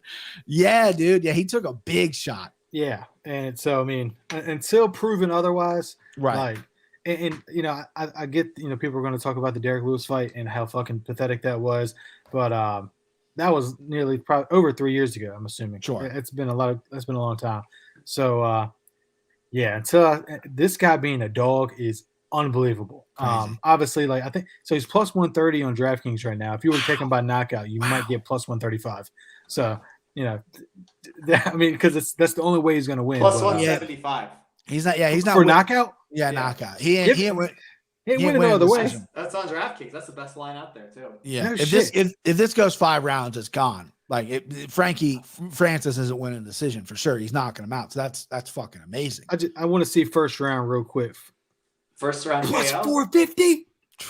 Son, run it. I got it right now. I got some free bets, man. That's going to go on a parlay. It's going to be. I'm going to do like your fucking slime ball, and then I'm going to put that in there to boost the hell out of it. But yeah, give me Ngannou. I love it. I'll let you sharps take over from there. Christian, you want me to go? You want to go back? I'll go because I'm on the opposite side, and then you can. Whoa! You're really good at hey! To paraphrase Tim, that game technical bullshit. This is gonna be a boring fight, and it's gonna go the distance. Oh, that's what I think. I think it's. that technical bullshit, I think we're looking at a Derek Lewis, Francis Ngannou type fight. I hope not. You got 5 rounds now, though. That was only 3. Oh yeah. They're going to be 40 total strikes. If that Derek Lewis, Francis Ngannou went 5 rounds, I would have been dead right now from boredom. I can't believe, like, that was like hyped up. I'm like, all right, I had friends over. I'm like, listen, don't blink, boys, don't blink. And I'm like, all right, you guys, I'm depressed. Yeah, so what I think is we're going to see that technical bullshit. I think it's a fight you could definitely play both ways. Take Ngannou round 1 KO, take Ngannou round 2 KO. And then, I mean, just you could put Gon in some parlays. You could put a lot of money on straight if you got the easy hedge opportunities. I think Gon's got this pretty easily. He just has looked so much more skilled. I think he's going to dance around him. You know, if he tries to take, I think he's can avoid any takedowns. He keeps such far distance. I don't know if Ngannou has the skills to close it. I wish the line wouldn't have gone up. I didn't expect it to. I thought it would stay the same. I don't know that far out. I think some money's going to come in on Ngannou, though. I really do. Once the casuals just start like thinking, because casual folks are they're betting day of. Like they're saying, oh, who's fighting in 2 hours? Let me bet it. Right. Yeah. I feel my breakdown is the same as Tim's. It's just it's I think opposite. that technical bullshit is gonna work. That is funny. This is why we do the podcast. I got 2 of the sharpest minds. My breakdown is this: that technical bullshit is not gonna work. Frankie Murder. Listen, I had a whole video plan. I had notes. I was gonna do a video, like a talking head video. I don't like the way Francis has handled himself with this contract negotiation. Let me be clear. I think he deserves to get paid a lot of money, right? He's a heavyweight champion of the world. He's a scary individual. He deserves to get paid that money. But when you're making demands that your next contract, they're letting you to go box. If you go box Tyson Fury, you're fucking dead, bro. You have power. You don't have technique. That's the one thing. Like, let's pull back the leverage a little bit. I want you to get your mills, but I don't want to see you go box and ruin the brand. You know what I mean? We already got Jake Paul knocking out old fucking MMA fighters. We don't need the heavyweight champion of the world going to get knocked out by a fucking Deontay Wilder, which he would, or Tyson Fury, the best heavyweight boxer in the world. So cool down with the boxing. Get your mills, stay in MMA. So this fight, Gon's the popular pick. Everyone loves Gon. His technical aspect, his technical application is amazing. His distance, his management, his reflexes, everything's perfect. He's got the high guard. He keeps his hands high. He knows when to come in. He knows when to go out. They know each other. They've had the same coach, Francis. Not Francis. Fernand Lopez. Over there in France. And apparently Fernand has video of Cyril dropping Francis. Francis today said that he knocked Gon out with a head kick during training and that he never brought it up because he felt bad and it was an accident. So there's a lot of he said type shit going on right now. Again, man, Allen Iverson, that's practice, right? That's practice. But these 2 dudes, I knew when Gon debuted in the UFC, they literally first thing they said was, this is Francis Ngannou's sparring partner, because you can't find many dudes that spar Francis Ngannou other than Sean Strickland. Sean Strickland is like the only guy willing to spar Francis Ngannou. But listen, this is why MMA is so fucking incredible. This is why I love this sport so much. Francis Ngannou is a freak athlete. This dude, if he was born in America, like say Florida, say Texas, this guy's first round draft pick in the NFL, defensive lineman probably. Like he's that explosive and that big of an athlete. But we got him in MMA. And even though I don't like the way he's handling himself with the negotiations and stuff, I think he's over leveraging himself, even though I do want him to get paid. Hopefully that's not a distraction, because he's got a real test in front of him. He's got a guy that's technically better than him, and he's got a guy that is not afraid of him because he sparred him before. And Gon on the embeddeds and the countdown is just a smiley Frenchman ready to work. This guy GSP vibes. Yeah, he's happy. He's happy to be there, and he's fucking good.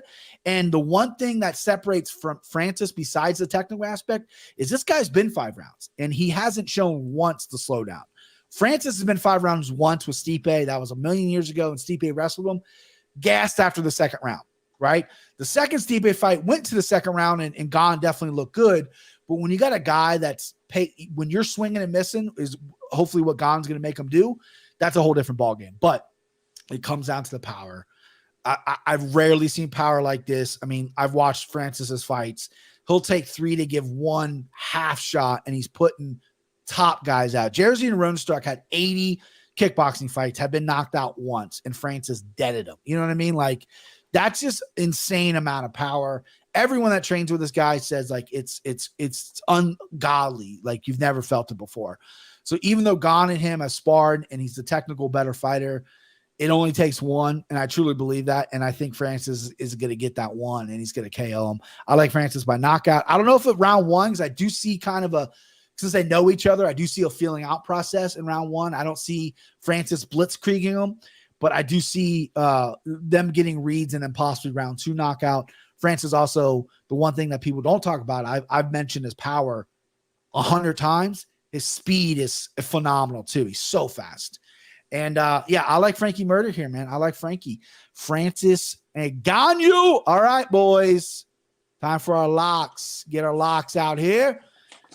Since I'm the champ, I'm going to go first. I don't know what I want to do first because I do have all mine written down. I don't think you're going to take my dog. I don't really think you're going to take my mortal lock either. So I kind of All right, I'm going to go mortal lock, right? Because, that's going to be my most confident bet. I want to get that one in. And even though I'm probably going to, even though this contradicts everything in my system, I'm going to go Jacqueline Manolina as my mortal lock. I'm high in this guy. I think Pete Rodriguez is going to be good for the first 2 minutes, and then Jack's going to take over. Again, I could be wrong. I'll find out pretty quick because if Pete wins, it's going to be within 2 minutes. So give me Jack's my mortal lock. All right, Timbo, mortal lock time, babe. All right. I don't want to be the guy. So I think Topora is off limits, right? Who? Topora. No one's off limits. Remember, if you bet someone that high and they lose, you lose a point in our system. So it's a risky world. You get a point, you're going to lose a point. Okay. Yeah. Oh, but okay. Because he's 5. Anything over 300, you're going to lose a point. I got to I'll lose a point because I think Jack's now over 300. Okay. Well, yeah, I got to go off my. I think you're up next, guy. And that's your guy, right? I mean, that's your guy. I mean, he's right there with Brandon Ravel. Like, he is your guy. Hey, man. I swear to God, I did not. How he won that fight is. Hey, did you listen to? Have you listened to the podcast? No, I haven't. Oh man, I do a bit about. I said no matter what Tim Mitchell says, Brandon Ravel is his guy. You know what's so funny? You're gonna get him and Jonathan Martin. Yeah, they have a similar look. They have a similar look. All right, Christian CC, what do you got here, babe? Mortal lock. Jeez, I don't want to be as square as you guys taking -5 and 6. God damn, dude. Let's give me Gravely again. I think he's gonna rebound. Okay, that's a good one. That was gonna be mine if I couldn't take Topora. That's a good one. You better lock it up. No, you lock it up. Lock it up. Lock it up. Lock it up. All right, we locked them up. All right, Timbo, you got send him home or you got Dog City. You going dog? You gonna send him home, babe? We're going home, baby. Just hold on. Who you got? Ngannou, bro. Yeah. That's a smart play. That's what I had to. I had him written down. Send him. Christian, who you like sending, baby? Who's sending him home for you? Man, you can't pick Tony Gravely because you're in love with the guy. I wanted to go with your guy, Della Maddalena. Yeah, that's a good one. Yeah. Because that other guy has only fought for 4 minutes in his professional career. Give me the black belt hunter. Who's that? Rodolfo Rivera. Oh, sorry. Vieira. His nickname's the Black Belt Hunter? Yeah. Fuck that. That's tough as shit. I didn't know because he needs one back because he got pushed down to brown belt after losing. That's true. Yeah. Yeah. His therapist fucking had her give him his black belt back. I'm not making fun of people in therapy, but yeah, that's woo, tough scene. All right, my send them home. Oh, there's really one choice here, I think. You know what, guys? See, I had Francis. I had Francis as my send him or my dog. And I should have went him first because I don't think you guys would have took Manolina. But you know what? My send him home is going to be, you know what? Give me fucking Brandon Moreno. You know what I mean? I think he can get it done again. I just have a feeling I'm the only one on that side. So let me get 2 points. because if you guys win, you get 2 points. So I might as well try to get 2 points on that side. All right, doggy dog. The bounty hunter's son is now going to pick his dog of the night. Christian, who do you got? Give me Cody Stayman. Dog City. I like that. Timbo, I'll let you go first since I'm the champ. Go ahead and pick your dog, man. Give me Fig Newton. Who? Fig Newton. Figueroa. Figueroa. You guys got these cool nicknames. I'm like, who the what? Well, I'm trying to find them on the paper. There a guy named Fig Newton that we didn't know? Doggy dog. All right, so I got really only 2 choices here. Fuck. You know what? Give me Wellington Turman. I'll go a dog off. Christian's got Senum. I'll go dog off. I ain't afraid, dude. What? Here we go. Ain't afraid of this guy. What do we got $20 on? Stamen and Syed, right? Yeah. Okay. Syed. I'm just gonna mark that down here on the paper, just so I'm not gonna write $20. I'm gonna write Christian owes me $20 because I'm gonna win. All right, that's it, baby. Pay-per-view. I'm so excited. Fights are back. Yeah, Bengals are in the playoffs, which is something I haven't experienced in 6 years, and they actually won, which is something I haven't experienced since 1991. Shout out Marvin Lewis. Marvin Lewis, baby. He took them 6 times, and they didn't win. Shout out Andy Dalton. Andy Dalton. No, he took them 4. Well, the last time we went, Dalton broke his thumb 3 games before that. So it was actually AJ McCarron. Ooh, I was Alabama boy. They played the Broncos. Huh? They played the Broncos with AJ McCarron. Yeah, we played the Steelers the first round. We had the game won. Then Ryan Shazier, all we had to do was run out the clock, and Jeremy Hill, that fucking idiot, fumbles. And then Vontaze Burfict gives Antonio. The reason Antonio Brown's crazy is because Vontaze Burfict. He killed him. And then Joey Porter runs on the field and pulls Pac-Man's hair, so they fight, and then we get the penalty, and not Joey Porter, even though the fucking coach ran on the field. I could go fucking 2 weeks. But that was tough. I mean, all the losses are tough. My personal worst loss was Phillip Rivers coming in the year before, and it was like 6 degrees in Cincinnati. And this is a fucking San Diego team. They don't play in the cold. Phillip Rivers' record in the cold is dog shit. We were a pretty good defense that year. Offense was and we just let it egg. It was terrible. But I'm so excited to fight you back. I mean, last week kind of stunk a little bit. I didn't get to pay too much attention. The main event was incredible. Even though this isn't a powerhouse card, there's some really good fights. I think we have a break. I think this card, and I think we have a break for a week. Yeah, we do. And then I think we have like 5 or 6 back to back that it ends in the Columbus card. And then we have like a week or 2 off, which is so sick. I'm buying. I don't get paid this Friday because I was on vacation last week. I already got that check. But I think I'm going to, if my gambling winnings come through, I'm going to pay for some seats. I was looking at, I wanted floor seats. Oof. So I wanted floor seats, and the one floor seats that are kind of in the back, I mean, they're on the floor. They're about $297 each. And I'm like, that's not, I mean, listen, we're going one time. But the problem is, I had no problems because going with the wife, no problem spending like $300 for a ticket, whatever, because I only go once every blue moon. But the fucking hotels in Columbus, I mean, it's an hour and 20 minutes away. 2-night stay in Columbus, like $800. I'm like, $400 a night for a Sheridan? Like, fuck you. No. You know what I mean? An hour? Why don't you just drive? Well, because we kind of want, we got 2 kids, man. Listen, when you got 2 kids, like when we were going to go to Virginia, she told me to see Tim. She's like, let's stay Friday. And I said, what if he sees us? Because like Ashley's like, please don't tell him. And I didn't want, because if I'm walking around, Ruckersville, Virginia, I mean, this big beef body, someone's gonna let Tim know, hey, dude, there's a beefcake at a hotel right down the street from you. You better go check this dude out. So I didn't want to get spotted. I was like, no, let's just go for a day. And then it was a lot farther drive than I thought. It was like 7.5 hours. I'm like, well, I can do that. No big deal. And then she got sick and everything happened. But she's like, let's do 2 nights. And I was like, well, let's just do 1. But, when you get away from she was ended up being right. We should have done 2 nights because you get away from the kids. You want 2 nights. Because we don't get a lot of, we have a crowded bed. Let's just say that, boys. You know what I mean? Got you. Yeah. You'll get there if you get kids. You'll get there. Even when you put strict regular, no kids in the bed, it's nighttime, it's bedtime, they'll end up in there. And then you'll we've been caught a few times. It's not romantic. It's demoralizing. She walks in, Daddy, my iPad's broken, and I don't want to get too graphic, but let's just say the wife was doing something in her hands and her mouth were full. And so I threw the blanket over her and I said, Winnie, go outside. I'll fix your iPad in a minute. She goes, where's mommy? And I'm like, all right, this is time out. We're done. I can't fucking do it. I can't concentrate. And because we bought new doors, because we moved in, our doors were fucking horrible. So we bought new doors.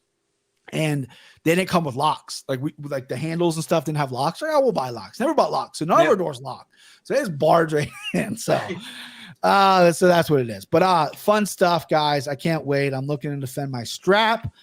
Again, there's a lot of spots here that I'm excited about, man. I think we picked a good card. We're split on some fights.